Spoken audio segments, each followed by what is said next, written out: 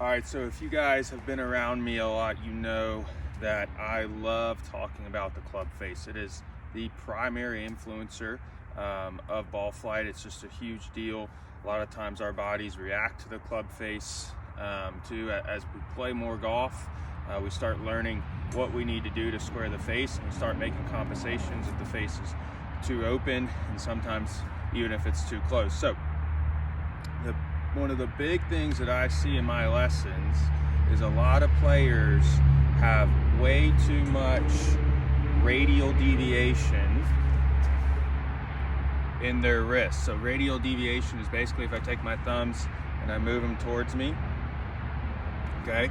And if I do that, that's actually twisting the face. So if I take this club and I want to hit a big high soft shot, like out of a bunker, I'd get a ton of radial deviation, and I'd even add some extension in this left wrist, and I'd open up that face and I could hit it high and soft.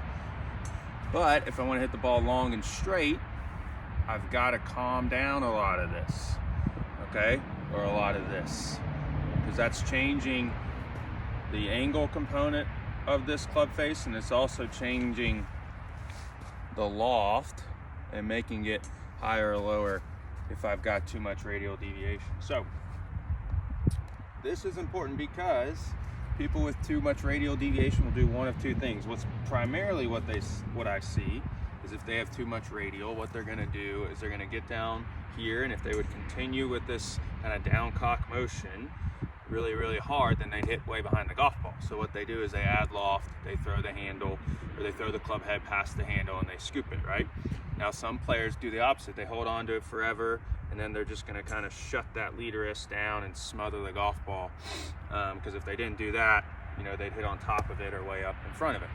So a really good practice to get into, if you have something like this, if you take videos of your swing and you see this, do some what I call long arc drills. So basically I'm trying to keep these wrists as straight as possible. It's going to feel like this, right? When you actually do swings, it's probably going to end up being more like this, okay? And if you tend to scoop the golf ball, right, you take some of that radial out, what you find is that you're actually able to shallow out the arc a little bit and lean the shaft, okay?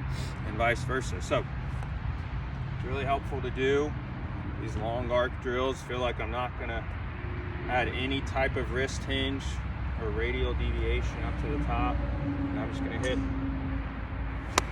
a lot of golf balls like that, nice and slow and smooth to start with, and watch my swing, take videos, and see what that does to my impact alignments. Good luck.